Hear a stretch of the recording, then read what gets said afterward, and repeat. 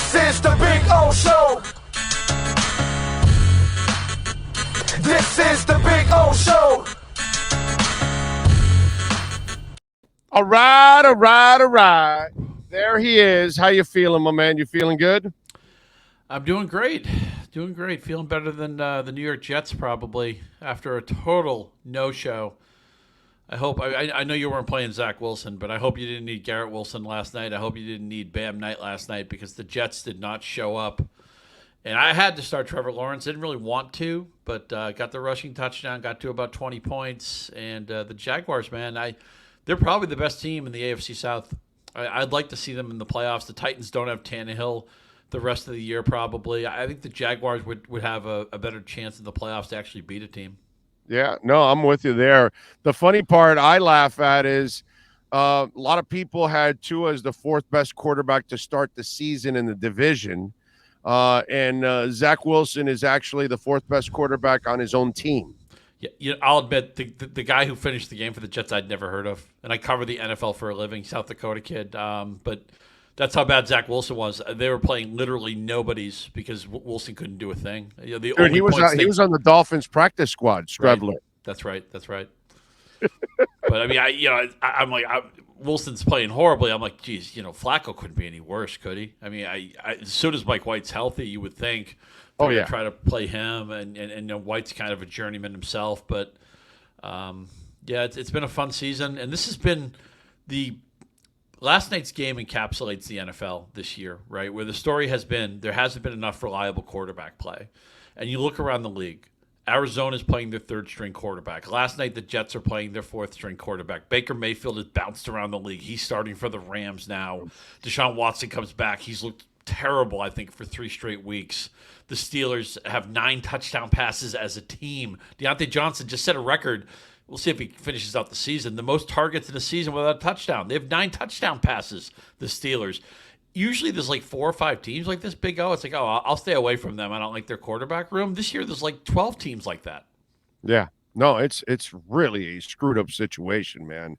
What's going on. And a lot of teams are going to go limping kind of into the playoffs because of all these injuries and inconsistencies that have gone on, man. It's been pretty tough, man. All right, so if you got questions, all right, send them in here on the chat board, on the YouTube chat board. You got any fantasy football questions, you can also send them in on our Twitter page at Big O Show. The Welton Rayom text line's a little hazy right now, so don't send it there because I have no access to it at the moment. They've got some crap in the way, these bastards from the Twitter, from the text line company. So I've got to straighten that thing out, and they won't call me. So send them in here on the Welton, on the YouTube chat board or on Twitter at Big O Show. Joey is asking, should I have any kind of confidence in Justin Herbert for this week? Not like I have a choice, he says. Oh, yeah, geez. Justin Herbert is definitely on the good side. Against the Colts defense, I don't think a lot of. I mean, they had that big lead, and they gave it up. To Kirk Cousins throws for well over 400. Justin Jefferson put on a show. Even KJ Osborne was terrific. The thing with Herbert is he got hurt early in the season, and he didn't look like himself for about 2 months. He's gotten healthy lately, and he's also gotten Keenan Allen back. He's gotten Mike Williams back. Herbert's a top 5, top 6 option this week. Maybe I'll be so lucky to be starting somebody as good as Justin Herbert. Yeah, no, I'm with you, dude. I think Herbert would be a decent option this week, especially with the Colts. The Colts can't play defense, man. Here's another thing, right? Be able to light them up. Weather, okay? That's a game that's insulated from weather. You don't have to worry about it. There's like 6 or 7 games where it's like, okay, it's going to be cold. It may be windy. It may be snowy. It may be rainy. When I see a guy who's playing in conditions that are going to be perfect, that's a huge advantage this week. This is, and I get that a lot of times we freak out about weather. It's not a big deal. Look at the Dolphins and Bills last week, right? Oh my God, the weather's going to be awful, and it ended up being a lot of scoring. Just about every fantasy player in that game was good for you, but there's going to be 3, 4, 5 games this week that are impacted by weather. The Browns game, almost certainly. The Bears-Bills game is going to have weather elements. Maybe New England. There's others. So that's another thing for Herbert is he's playing in perfect conditions. Try to get your kickers indoors or in warm weather, and certainly your quarterbacks if you can. Would you take a chance on Brandon Cooks this week in a playoff sleeper situation if you have injuries at wide receiver? He'd be a fallback. He's missed so much time, and another team that doesn't have anything at quarterback. I don't. I think they're going to score 10 points. Maybe you're stuck. There's nothing else you can do. I'll tell you what. If Julio Jones doesn't play, I'd rather have Russell Gage in Tampa Bay, who's done almost nothing all season, but he has 3 touchdowns the last 2 weeks. He had 8 catches last week. Again, weather won't be a problem for him. They play against Arizona, an Arizona team that's kind of been given up for dead. I don't feel good about Cooks. I don't know what's available to you, but he'd be like one of the last guys I'd start this week. All right, Devontae Smith or Mike Evans? Man, it's just been so long since Evans scored. I think Minshew's pretty good. He hasn't played all season, so it's hard to know what he's going to do. Remember, Dallas Goedert had his best game of the season last year with Minshew, and a start Minshew made against the Jets. I think all the Eagles you would normally play this week, other than Hurts, of course. I'm still playing, obviously, A.J. Brown. I'm going to play Goddard off the injured list, and that's a little bit of a hit or miss play, but I'm still playing Devonta Smith. I'm still playing Miles Sanders. I think the Eagles will still put up 20-plus points. All right. I wish I would have started Evan Ingram last night. I have Schultz and Njoku. Who should I start at tight end? Man, really good options. Again, because the weather's going to be so bad in Cleveland, I think that puts you to Schultz. But that's a really good tight end. In a year where tight end's been awful, you got 3 of the good ones. And, Ingram really finally taking wing in that Jacksonville offense. We thought before the season, because Peterson loves the tight end so much, that maybe it'd be a breakout year for Ingram. And it took a while for Lawrence to kind of find his wings too. But I think Schultz, with the weather being cleaner there, Schultz and Njoku was probably a toss-up anyway, but I would lean towards Schultz. All right. Pacheco or Christian Watson? Also, how do you feel about golf this weekend against Carolina? Going to go Pacheco. You got to keep your hands on the ball. And by the way, the running back won the last 2 weeks is Jerick McKinnon. Who saw that coming? Unbelievable. Damn it. Somebody just sent in Jerick McKinnon. How do you feel about him against Seattle? Yeah, great. Both Pacheco and McKinnon should do fine, although Pacheco's going to watch out with that fumbling because he's going to be out of the circle of trust really quickly if he puts the ball on the ground one more time. For sure.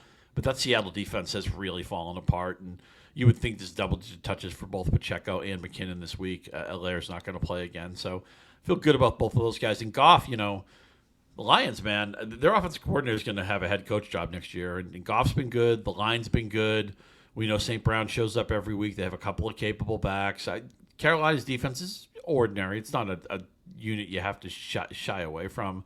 Goff is top 10 quarterback this week. There are other guys I could play over him, but I'd feel pretty good if I had him.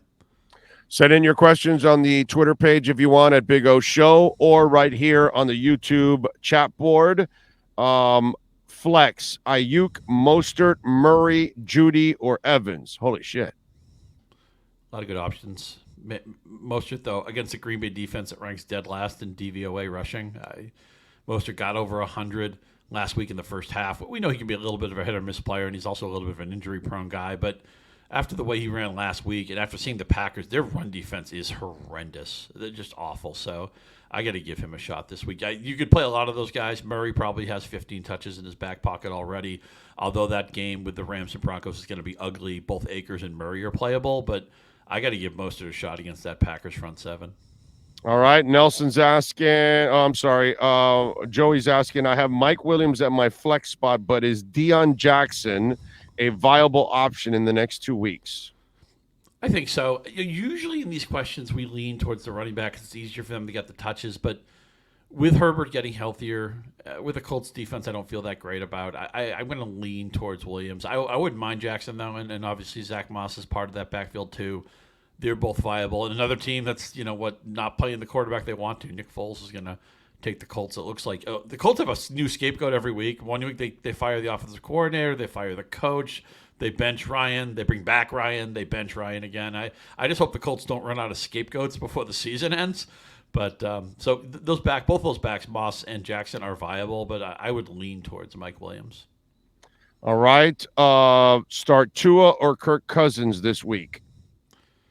Like them both. I just think Tua has more to work with, where for the most part. Actually, Cousins by the metrics is not having a great season. I know it sounds crazy, and he obviously had a huge game last week with the game flow.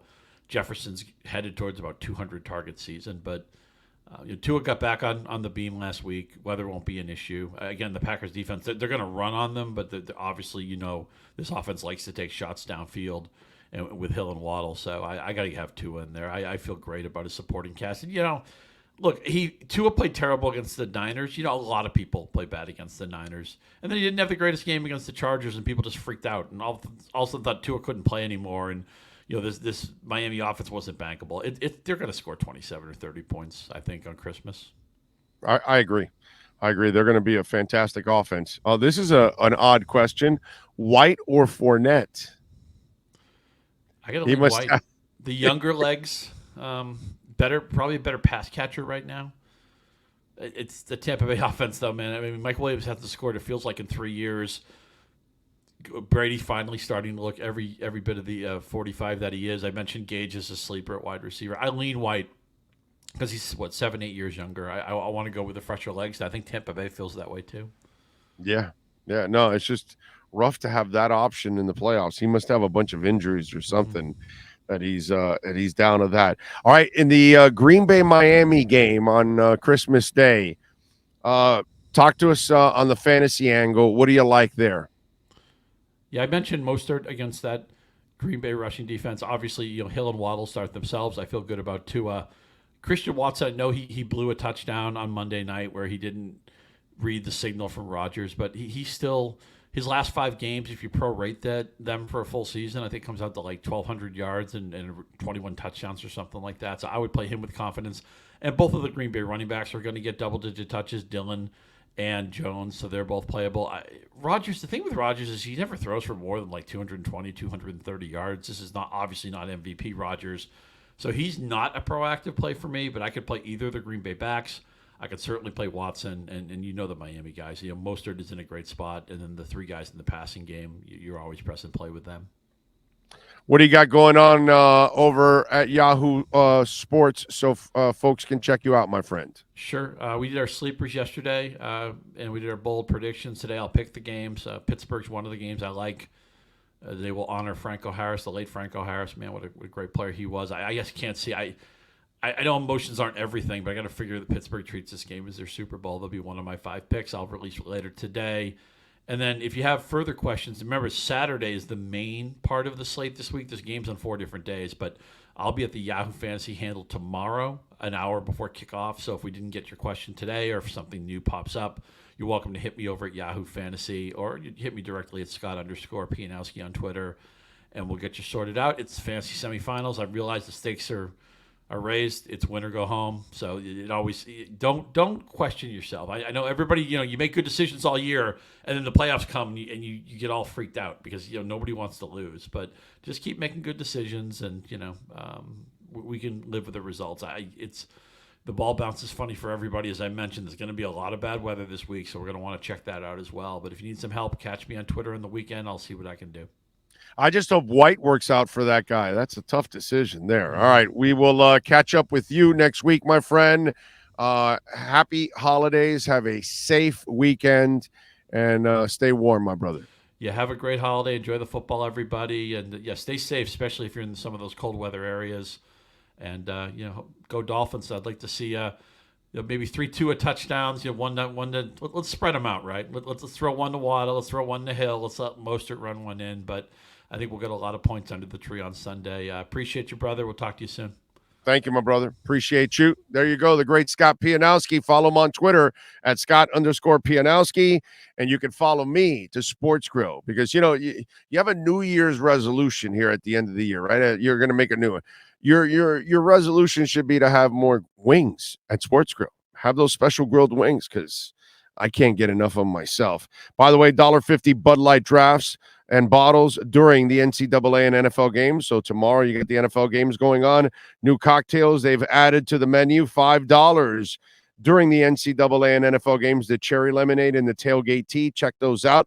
$12 domestic pitchers, bone-in wings, now only 15% off right now. How about that? 15% off the bone-in wings. The new menu items, the buttermilk chicken sandwich, the buffalo tater tot, awesome. And the hot sauces are for sale. You can take them home now. You can douse everything that you want to eat with those sauces. The buffalo sauce, the Miami Heat, the blackberry, the dale, the barbecue, and then the Doral location. Man, guess what? The Doral location is ready to go, folks. It is ready to open, and they are opening on Monday. This Monday, the Doral location will be open. So Monday Night Football, all right, Sports Grill in Doral. Go check it out, baby. Sports Grill, 8 great locations now with the addition of Doral starting on Monday. Sportsgrill.com.